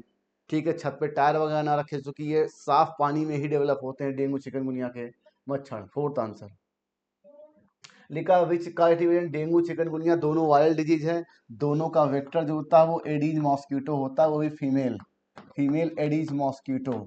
और इनकी 2 स्पीसीज होती है, एक होती है एजेप्टी और एक स्पीसीज होती है एल्बोटिकस। तो ये 2 स्पीसीज होती है, याद रखिएगा, एडीज एजेप्टी और एल्बोटिकस, ये 2 स्पीसीज। ठीक है, एल्बोपिक्टस। ठीक है, 2 स्पीसीज कौन कौन सी है सर? एल्बोपिक्टस, ये दोनों स्पीसीज जो होती हैं आपके डेंगू चिकनगुनिया के वेक्टर के लिए रिस्पॉन्सिबल होती हैं, एज ए वेक्टर वर्क करती हैं। ये वायरल डिजीज होता है, डेंगू चाहे चिकनगुनिया दोनों। फिर लिखा है कि विच डिजीज ट्रांसमिटिंग एजेंट क्या होगा? Aedes mosquito, Aedes aegypti, Aedes albopictus. फिर लिखा है कि although Darwin natural selection theory are well explain about, evolution but there are some drawback. What is the drawback of Darwin? कुछ नहीं sir, आपको मालूम था कि डार्विन की थ्योरी कहाँ से स्टार्ट होती है। वो हमेशा कहते थे कि एक दिए गए आपके हैबिटेट में, बायोटिक कम्युनिटी में, दो अलग अलग प्रकार की स्पीसीज होती हैं, दोनों में जो नेचर को अडॉप्ट करता है, जिसके अंदर नेचर के चेंज के अकॉर्डिंग चेंज आता है वो अडॉप्ट करता है, सर्वाइवल ऑफ फिटेस्ट होता है, फिर उसका सिलेक्शन होता है। लेकिन डार्विन से ये पूछा गया कि आप जिस हैबिटेट में ए, बी या सी जो आप बता रहे हैं अलग अलग स्पीसीज हैं, ये नेचर में फर्स्ट टाइम ये स्पीसीज आई कहाँ से? मतलब ये यही नहीं बता पाए कि इसका सोर्स क्या है वेरिएशन के आने का, सोर्स ऑफ वेरिएशन क्या है, कॉज ऑफ वेरिएशन क्या है, जिस वेरिएशन से आप अपनी थ्योरी को स्टार्ट कर रहे हैं। और इसी कमी को पूरा किया ह्यूगो ड्यूरिच ने। इन्होंने ये बताया कि समय समय पर पॉपुलेशन में किसी इंडिविजुअल के अंदर आपके रैंडम म्यूटेशन होते रहते हैं। ए के अंदर म्यूटेशन रैंडम हुआ होगा तो बी डेवलप हुई होगी, बी के अंदर हुआ होगा तो सी डेवलप आई होगी। अब कौन किसकी पॉपुलेशन बढ़ेगी किसकी नहीं, ये डिपेंड इस बात पे करता है कि किसने नेचर को अडॉप्ट किया है, किसने अपनी प्रोजनी बढ़ाई है, कौन रिपोर्टिवली फिट है। तो डार्विन थ्योरी यहाँ शुरू होती है कि over production of progeny, struggle for consistency of population, survival of fittest, natural selection, उनकी थ्योरी यहाँ से स्टार्ट होती है। वो ये नहीं बता पाए थे डार्विन की सोर्स ऑफ वेरिएशन क्या है, काज ऑफ वेरिएशन क्या है। तो ये first answer, study on Darwin इन्होंने किया था, डिटेल स्टडी अबाउट ये भी किया था, फर्स्ट आंसर। फिर लिखा what is example of cohesion. अभी मैंने बताया जहां जहां सिन लगता है वो सब के सब कोहेशन है। सिन एंड्रस का मतलब आपको मालूम है कि अगर मैं एंड्रोसियम की बात करूं, एंड्रोसियम, तो इसमें मेनली तीन पार्ट होते हैं, एंथर, इनको जोड़ने वाला कनेक्टिव, ये फिलामेंट, और ये आपका थैलमस। अब चूंकि एक एंड्रोसियम में कई सारे मल्टीपल स्टेमेंस होते हैं, ये तो आप जानते हैं, मल्टीपल स्टेमेंस। अब सारे स्टेमेंस आपस में जुड़ करके एक कॉम्पैक्ट स्ट्रक्चर बना लें, ठीक है, सब के सब फ्यूज हो जाएं, जितने भी इसके स्टेमेंस हैं, तो इस पूरे इस कॉम्पैक्ट स्ट्रक्चर को ही आप कहेंगे सिन एंड्रस। तो क्या बोलेंगे, all stamens in androecium will be fuse, synandrous condition. इसका एग्जांपल आपका कुकुरबिटेसी फैमिली, जैसे कि ककड़ी, खीरा, ठीक है, ये सब होता है। सिंजिनेसियस का मतलब ये होता है कि मैंने ही बताया कि आपका ये एंथर होता है, ये फिलामेंट होता है। अब सिंजन क्या होगा कि जो आपका एंथर होगा वो तो फ्यूज हो जाएगा बच्चों, लेकिन इनका फिलामेंट फ्री रहेगा, ये कंडीशन होती है सिंजिनेसियस। ये पाई जाती है स्टेरेसी कंपोस्टी फैमिली में। तीसरा सिन कार्पस, एपोकार्पस, तो आप जानते हैं किसी भी गाइनोसियम की जब हम बात करते हैं, गाइनोसियम, तो इसमें आपके कार्पेल्स होते हैं या पिस्टल जिसको आप कहते हैं। अगर कार्पेल दो से ज्यादा हो जाए, ठीक, दो हो या दो से ज्यादा हो, तो अगर ये फ्यूज होगा तो सिन कार्पस, फ्री होगा तो एपोकार्पस। इसका ये सब के सब सेम यूनिट को फ्यूज करने वाली चीजें हैं। सिलेंडर्स में आपके स्टेमन ही फ्यूज किया था, सिंजेसस में आपका स्टेमेंस का एक पार्ट फ्यूज किया था, और सिन कार्पस में दो कार्पल फ्यूज किए, इसलिए कोहेशन का एग्जांपल है, सेम यूनिट फ्यूज कर रही है। कार्टिव एजेंट ऑफ डेंगू फीवर सब फ्लेवी राइबो वायरस, आपको पता ही है, third answer. Gambusia larvicidal fish होती है, कॉर्नी बैक्टीरियम डिप्थीरिया, डिप्थीरिया है, और माइकोबैक्टीरियल लेप्रोसिया कुष्ठ रोग है। फिर लिखा बड़े सिम्टम डेंगू को, ये सब होते हैं, ज्वाइंट पेन होता है, इसी को आप बोन पेन के नाम से जानते हैं। और प्लेटलेट काउंट भी कम होता है, तो आप जानते ही हैं, प्लेटलेट काउंट भी घट जाता है, वीकनेस बहुत तगड़ी हो जाती है। फिर देखिए भाई डायग्नोस क्या, डेंगू पीसीआर, और चिकनगुनिया का भी पीसीआर याद रखिएगा बच्चों, क्योंकि ये वायरल बीमारी है। डेंगू चिकनगुनिया दोनों का दोनों पीसीआर। नार्को टेस्ट ये होता है कि आपकी मेमोरी के रिकॉर्डिंग आप सच बोल रहे हैं कि नहीं, वो नार्को टेस्ट है। स्टूल टेस्ट आप जानते हैं, जो आपके पेट संबंधी बीमारी जैसे कि आपका एंटाइवा, हिस्टोलिटिका वगैरह। विडाल टेस्ट टाइफाइड आप जानते हैं। फिर लिखा वर्ड इंक्यूबेशन। इंक्यूबेशन पीरियड का मतलब ये है कि किसी वायरस या किसी पैथोजन हमारे शरीर में आया और जब तक उसने सिम्टम नहीं दिया तब तक की जो पीरियड होती है उसको बोलते हैं इंक्यूबेशन। और डेंगू में 3 to 4 डेज या 3 to 10 डेज, बहुत सी किताबें कहती हैं, 3 से 10 या 3, और कोई ऑप्शन है भी नहीं इसके अलावा, fourth answer. Same question, virus of dengue fever transmit by क्या, एडिस एजिप्टी या एडिस एल्बोपिक्टस। फिर देखिए word symptom same, high fever, skin breast, muscles pain, याद रखिए, वीकनेस होएगा। फिर लिखा time duration between infection and onset of symptom, अभी मैंने पीछे ही बताया, इंक्यूबेशन पीरियड। फिर लिखा how we are diagnose chikungunya, PCR, dengue chikungunya दोनों पीसीआर से करते हैं। फिर लिखा रे data book is compilation of endangered and threatened species of animal plants and fungi. बिल्कुल, रे डेटा बुक जो होता है ये IUCN ने बनाया है। IUCN याद रखिएगा, international union of conservation nature natural resources. तो कहते हैं red book is a compilation of endangered and threatened species of animal plants and fungi. बिल्कुल ठीक है। और रेरा बुक ये आपकी serve as a guide to identify and protect species by providing information on their conservation status, distribution, their threat they face in wild. कहते हैं कि जो रेरा बुक होती है किसी जंगल में, किसी फॉरेस्ट में इस बात को बताती है कि उस स्पीसीज का डिस्ट्रीब्यूशन क्या है, उसका बिहेवियर क्या है, उसके सर्वाइव करने के चांसेस क्या हैं, उसको खतरा किससे है, और उस खतरे से निपटने या उसको टैकल करने के क्या प्रोसीजर हो सकते हैं। तो ये सारी बातें bye providing information on their conservation status, अभी उसका जो उसका कंजर्वेशन स्टेटस है, कितनी संख्या बची है, कितना कहाँ तक उसको खत्म होने के चांसेस हैं, और डिस्ट्रीब्यूशन क्या है, थ्रेट क्या है, फ्यूचर में उससे हो क्या सकते, किस चीज़ को फेस कर रही है। तो ये सारी बातें बताते हैं। दोनों सेंटेंस बिल्कुल सही है। फोर्थ, फिर लिखा in which country headquarter है Switzerland, that is third answer. अब देखिए which scientist are contributing modern synthetic theory. Modern synthetic theory में बहुत सारे साइंटिस्ट इन्वॉल्व थे, उसमें से ह्यूगो डिविज, हार्डी विनबर्ग और अर्नेस्ट मायर थे। मतलब डार्विन के बाद जितने आए हैं, ठीक है, वो सब के सब मॉडर्न सिंथेटिक थ्योरी में आएंगे। That is fourth answer. फिर लिखा what is the important example genetic drift, founder effect और bottle neck effect. Founder effect का मतलब क्या है, कोई स्पीसीज किसी बड़े पॉपुलेशन से उठ करके किसी ऐसी जगह आइसोलेटेड छोटी जगह पे चली जाए, किसी आइसलैंड पे, और कुछ दिनों के बाद वहाँ अपनी कॉलोनी बना के रहने लगे, तो हम कहेंगे कि इस आइसलैंड की ये स्पीसीज है, मतलब उसने फाउंडर बन गया वहाँ की आइसलैंड के लिए। कहते हैं कुछ लोग टापू पे रहते हैं, कुछ लोग छोटे आइसलैंड पे रहते हैं, ठीक है। उसके बॉटल नेक इफेक्ट ये है कि सपोज दैट ये आपका एक हैबिटेट है, एक स्पीसीज है बी, एक स्पीसीज है ए बी, नेचर चेंज हुआ, नेचर का प्रेशर आया, ठीक। तो जिनके अंदर रेजिस्टेंस था, मान लो ए के अंदर रेजिस्टेंस है, ए के अंदर रेजिस्टेंस है, तो ये तो सरवाइव कर गए, लेकिन बी की संख्या बहुत कम हो गई। और कुछ दिनों के बाद हम देखेंगे कि ये बी की संख्या, जैसे बॉटल नेक, कुछ दिनों के बाद जब नेचर ने इनको फेवर किया तो इनकी संख्या फिर बढ़ गई। इसी को बोलते हैं बॉटल नेक इफेक्ट। जैसे आप देखिए एक बॉटल में आप पूरा का पूरा बोतल खाली कर दें, तो जो उसकी नेक होती है, जहाँ ढक्कन लीड होता है, थोड़ा बहुत पानी या जिसे आप या नशा करने वाली चीज़ जितनी भी होती, कोई भी बोतल आप ले, जब पानी उड़ेलते हैं एक झटके में, आप देखिए थोड़ा बहुत उसमें रह जाता है, उसी को बॉटल नेक इफेक्ट कहते हैं, ठीक है। तो होता क्या, जिनके अंदर रेजिस्टेंस था वो तो सर्वाइव कर गए, तो या ऐसे भी कह सकते हैं कि नेचर का आया, रेजिस्टेंस बी के पास नहीं था, तो ये खत्म हो गया पूरा का पूरा। आप कुछ देर के बाद नेचर ने फेवर किया तो बी फिर इवॉल्व कर गया, इसको कहते हैं बॉटल नेक इफेक्ट। तो ये भी कह सकते हैं। तो ये दोनों ही आपके जेनेटिक ड्रिफ्ट के एग्जाम्पल हैं। कुछ नहीं सर, आप ऐसा समझिए, ये वाला निशान जो आपका है, मतलब ईपी पेटालस का, ये आपके मालवेसी में हो सकता है सर, पहली बात। कंपोजिटी में है, दूसरी बात। और तीसरी मैं देख रहा हूँ ये आपका सोनेसी, क्योंकि सोनेसी आपके कोर्स में नहीं है, ठीक। तो इसको तो हटा दो, इन्हीं दोनों में से कोई हो सकता है। तो सोनेसी है। अब सोनेसी में क्या होता है, एंड्रोसियम 5 होता है। इनफाइनाइट एंड्रोसियम आपके मालवेसी में होता, तो आपको पहचानना था ईपी कैलिक्स, और आपके इनफाइनाइट से आपको पहचानना था इट इज मालवेसी, और क्रूसीफेरी होगा नहीं।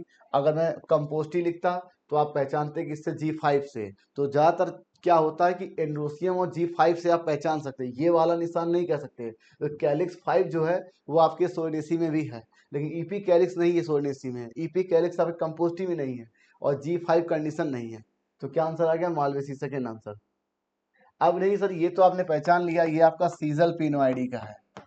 सीजल पिनोआइडी याद रखिएगा, 7+3, 7 फर्टाइल है, 3 आपके स्टेराइल है। ये देखिए 2 2 4 3 7, और ये आपके एंड्रोसियम बने हुए हैं, एक ये 7, देखिए इधर 7, और मोनोकार्पेलरी कंडीशन है G1। तो 7+3 कंडीशन अमलता से याद रखिएगा। तो इसका नाम तो आप जानते ही होंगे बच्चों, इसका नाम है कैसिया फिस्चुला, ठीक है। अब देखिए कैसिया फिस्चुला, ठीक। अब कमाल की बात है, केसिया का नाम आपकी किताब में दिया हुआ है, साइंटिफिक नेम है। तो ये क्या है, सीजल पिनोइडी। अब देखिए बैम्बू पोएसी फैमिली, बैम्बू क्या है बच्चों, पोएसी फैमिली, बैम्बू क्या है, पोएसी फैमिली। अब देखिए रेडिस क्या मैंने पीछे बताया, रेफनस सटाइवस ब्रेसिकेसी, और लेट्यूस आप जानते हैं इसका नाम होता है लेक्टिकुआ, लेक्टिकुआ सटाइवा, ठीक है। और ये आपके स्ट्रेसी फेमिनिसी को सलाद पत्ती कहते हैं। आप देखिए शादी ब्याह में जब आप जाते हैं सलाद के काउंटर पर, वहाँ देखिए हरा हरा या हल्का धानी कलर का, मतलब ग्रीन, लाइट ग्रीन या धानी कलर का, आप देखिए वहाँ पर आपको पत्तियां दिखाई पड़ती है सलाद के रूप में, लेट्यूस कहते हैं इसको। तो क्या आ गया, अमलतासिया फिस्टुला का साइंटिफिक नेम है। 7+3 से आप पहचानेंगे, 2 2 4 2 6 1 7 और 3, ये आपके स्टाइल है, ये फर्टाइल है। ठीक। अब देखिए कुछ नहीं सर, ये आपको पहचाना था, पैलिया दिख जाए, लोडिक्यूल दिख जाए, तो भाई साहब ये पोएसी ही है, इसको इससे पहचानना था। ठीक है, या लेमा वगैरह दिख गया, हालांकि दिखाया नहीं गया, तो पैलिया लोडिक्यूल दिख गया, तो आपको पोएसी ही पहचाना था, फोर्थ आंसर। अब देखिए the following factor include in modern concept of evolution. तो कहते हैं कि मॉडर्न कॉन्सेप्ट ऑफ इवोल्यूशन ये कहता है, डार्विन ने तो ये बात कह दी कि ए और बी आपके दो स्पीसीज हैं जिनके बीच आपका स्ट्रगल फॉर एग्जिस्टेंस हुआ, सर्वाइवल ऑफ फिटेस्ट हुआ। लेकिन कहते हैं कि स्पेसिएशन होने के लिए केवल यही जरूरी नहीं है, कई चीजें हैं स्पेसिएशन। तो पहले इवोल्यूशन होने के लिए अल्टीमेट गोल क्या है कि स्पीसीज नहीं बने। फिर लिखा है जेनेटिक वेरिएशन इन पॉपुलेशन और आइसोलेशन।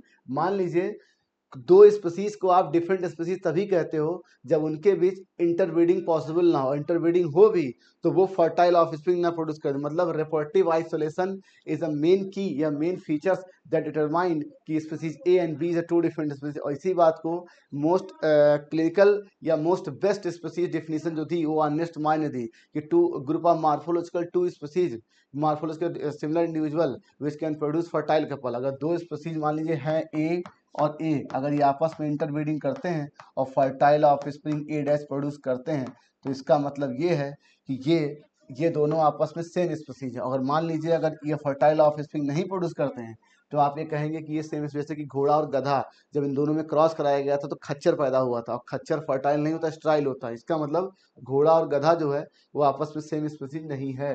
तो स्पेसिएशन, आइसोलेशन और जेनेटिक वेरिएशन पॉपुलेशन, ये जेनेटिक वेरिएशन की बात तो डार्विन अपने समय में कह गए थे, लेकिन आइसोलेशन बहुत जरूरी है। कोई स्पीसीज जब किसी से दूर हो जाती है तो उसके अंदर लगातार चेंजेस आएंगे उसके हैबिटेट के अकॉर्डिंग, और उसके जीन में धीरे धीरे चेंज आएगा तो नई स्पीसीज बन जाएगी। Fourth answer. फिर लिखा genetic variation in right to mutation, आप जानते हैं सडन चेंज होता है। Gene recombination, sexual reproduction. Gene migration, मतलब कोई एक स्पीसीज कहीं से उठ के दूसरे हैबिटेट में चली जाए तो उतना एलील या उतनी जो जीन है उसका खत्म हो गया उस पॉपुलेशन से, और जिस पॉपुलेशन में नहीं भी गई वहाँ एलील और संख्या बढ़ गई। मतलब पॉपुलेशन में आप देखिए, मैं ये कह रहा हूँ ये एक पॉपुलेशन ए है, मतलब एक स्पीसीज ए है और यहाँ बी है, कुछ लोग यहाँ से उठ के यहाँ चले, मान लो ए और ए डैच है, ए यहाँ चला आया, ए और बी, तो यहाँ आपके एलील और जेनेटिक वेरिएशन आ गया। पहले यहाँ दो प्रकार के एलील और जीनोम थे, अब एक ही है, अब यहाँ दो, पहले के यहाँ दो है। तो ये आपका हो सकता, जेनेटिक ड्रिफ्ट आप जानते ही हैं, कि कोई एक स्पीसीज सडन चेंज हो, मतलब सडन चेंज हो जाए, सडन चांस या बाई, ये भी एक प्रकार का नेचुरल सिलेक्शन है, जेनेटिक ड्रिफ्ट याद रखिएगा। लेकिन ये बाई चांस है कि एक पाप कोई स्पीसीज अनफेवरेबल कंडीशन में, कुछ दिक्कत की वजह से किसी बड़े पाप में उठ करके चली जाए छोटे स्मॉल आइस पॉपुलेशन में, और वहाँ नेचर उसको फेवर कर जाए, वो इवॉल्व कर जाए, तो भी आप पॉपुलेशन में जेनेटिक वेरिएशन देखने को मिलता है। ठीक, तो all answer that is first. अब इसे सीखेंगे कैसे। मान लीजिए कोई स्पीसीज उठ के गई किसी छोटे पॉपुलेशन में और वहां वो इवॉल्व कर गई, तो आप उस पॉपुलेशन में आप देखिए नई स्पीसीज आ जाएगी, नया एलिल्स आ जाएगा। First answer. फिर लिखा व्हाट इज सीवॉल राइट इफेक्ट, यही जेनेटिक ड्रिफ्ट है। ये वो साइंटिस्ट थे जिन्होंने जेनेटिक ड्रिफ्ट को आपको प्रपोज किया, बताया था, याद रखिएगा। अब देखिए what is synchronic, allopatric, sympatric, पैरापैट्रिक, ये टाइप ऑफ स्पीसीज होती हैं। First answer. फिर देखिए ऑटो पॉलीप्लाइडी, मतलब मुझे पता है कि एक ऑर्गेनिज्म है, उसका कोई सेल है, मान लीजिए डिप्लॉयड है, और किन्हीं कारणों से आपने पढ़ा था कि कैरियोकाइनेसिस हो जाए, साइटोकाइनेसिस ना हो, तो प्लाइडी आपकी बढ़ जाती है, जैसे टैपिटम, जैसे कि आपके नारियल के पानी, मतलब एंडोस्पर्म वगैरह। तो ये ऑटो पॉलीप्लाइडी की उसी जीव में उसी का जीनोम मल्टीप्लाई कर गया, ये तो ठीक है सेम जीनोम। लेकिन एलो पॉलीप्लाइडी क्या है बच्चों, इसमें क्या होता है, टू आर मोर ऑर्गेनिज्म या टू डिफरेंट स्पीसीज को लेकर के आप क्रॉस ब्रीडिंग कर, जब क्रॉस ब्रीडिंग करते हैं बच्चों, तो आपके दो अलग अलग प्लाइडी के आपके जो होते हैं जीन वो मिक्स कर जाते हैं, तो जो नई प्लाइडी बढ़ती है उसको बोलते हैं एलो पॉलीप्लाइडी। मतलब जो जैसा था वैसे बढ़ गया।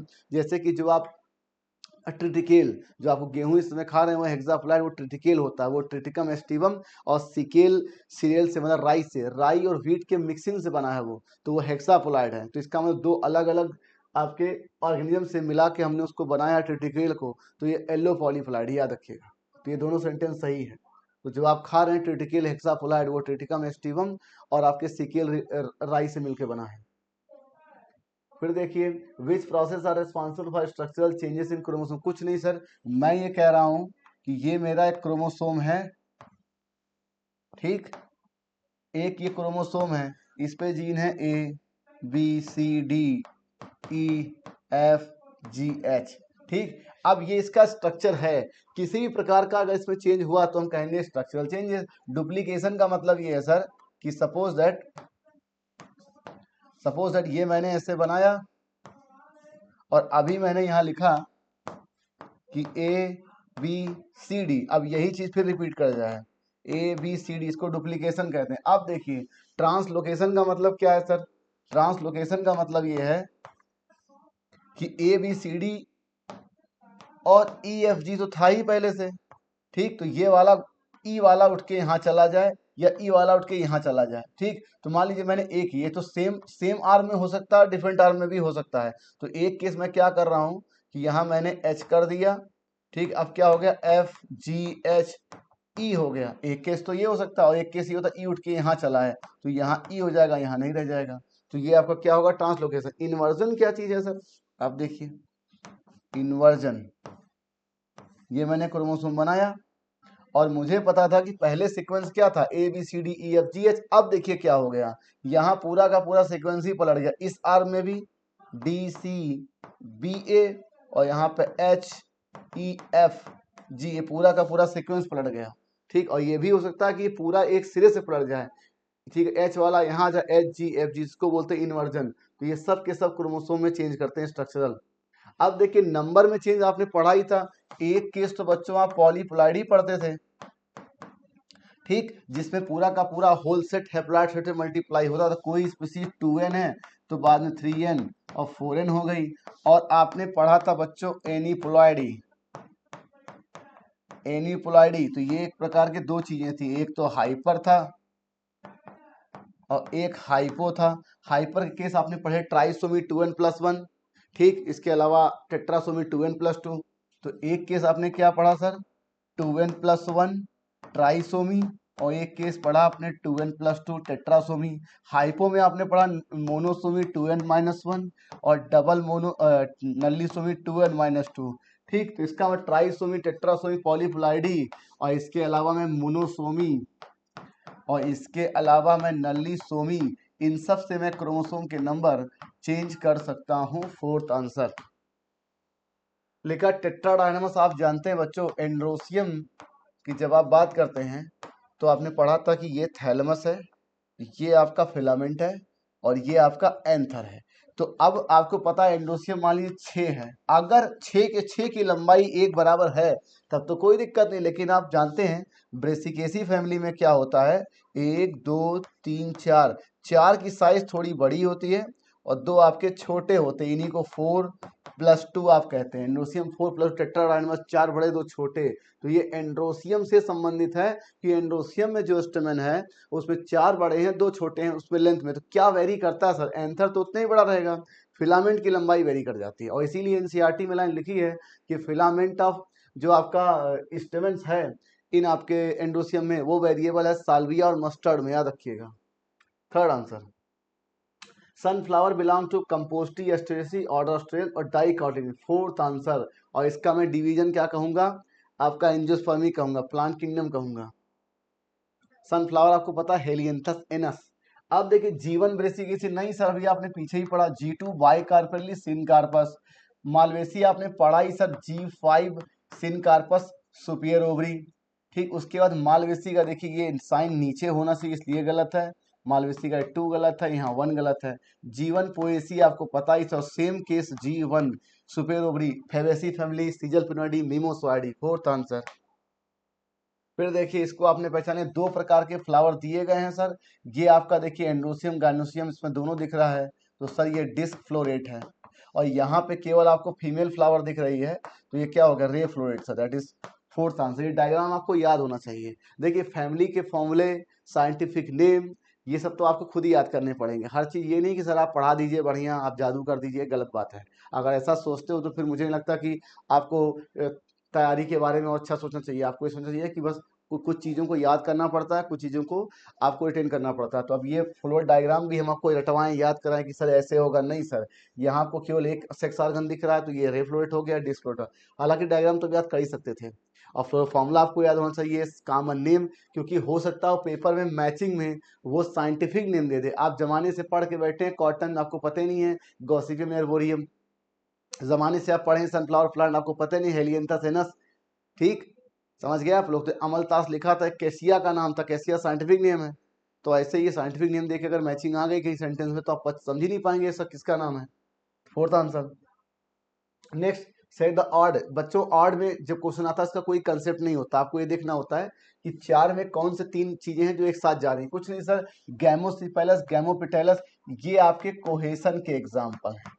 किसके एग्जाम्पल है? कोहेशन। या गैमोसिपेलस का मतलब ये K5 इन ब्रैकेट, गैमोपेटेलस का मतलब C5 इन ब्रैकेट। और सिन कार्पस मैंने ही बताया कि जब दो कार्पेल या उससे ज्यादा हों और कार्पस आपस फ्यूज हो गाइनोसियम, इसको बोलते हैं सिन कार्पस। ठीक, तो ये तो ठीक है, लेकिन सर ईपी पेटेलस अभी पीछे ही पढ़ा था आपने, सी और कोरोला एंडोसियम आपस में यूनाइट किए थे, ये किसका एग्जाम्पल था सर? ये आपका एडहेसन का एग्जाम्पल था। और इसकी फैमिली मालवेसी, कंपोजिटी, सोलेनिसी। तो मुझे ये तीन चीजें दिख रही हैं कोहेशन का एग्जाम्पल, और एक ये क्या दिख रहा है सर? एडिशन का। अब दूसरा क्राइटेरिया देखिए, अगर मैं ये कहूँ कि मैं एसेसरी और इसेंशियल रोल को क्राइटेरिया बनाता हूं तो दो चीजें मेरी एसेसरी रोल की हैं और दो चीजें जो हैं आपकी मेरी वो इसेंशियल रोल की हैं। तो दो दो हो जाएगा, लेकिन ऑड में चार में एक को अलग करना होता, तीन को एक साथ ले जाना होता है। और दूसरी बात, ईपी पेटेलस में कोला एंडोसियम दोनों है, तो अगर आप एसेसरी होल के हिसाब से चलोगे तो भी ये नहीं बैठेगा, तीसरा आंसर नहीं आएगा।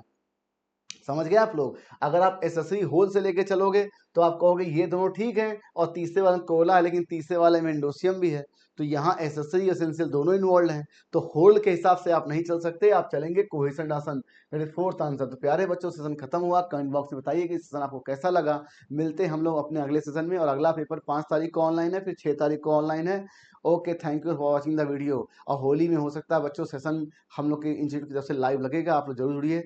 अच्छे से अच्छे क्वेश्चंस के प्रैक्टिस कराया जाएगा आपको। Thank you for watching the video. Bye bye.